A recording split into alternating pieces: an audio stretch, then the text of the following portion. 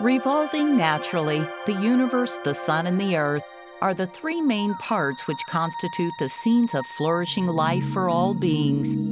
At the beginning of the universe, a dynamic environment nourished and created all beings, thus generating the yin and yang seedlings and more than 100 kinds of elements. They gathered into a chaotic state, and then all the stars in the universe revolved in clusters. The yin and yang particles came across with one another and formed a Big Bang, resulting in many small yin and yang fireballs in a state of combustion in the universe. Many small fireballs attracted to one another and converged into a giant yin-yang fire cluster, which continued to burn and rotate counterclockwise.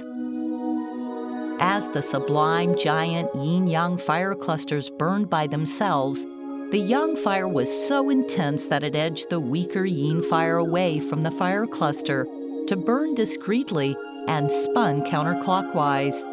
While the yin fire was millions of miles away, the yang fire cluster was reborn as the sublime sun and continued to burn and rotate counterclockwise.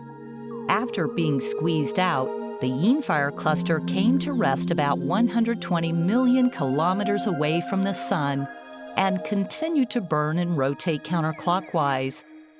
Subject to a triple effect of counterclockwise rotation, heat absorption, and attraction between similar materials, the yin fire cluster congregated the yin and yang particles and more than 100 kinds of elements in the universe and melted them into magma.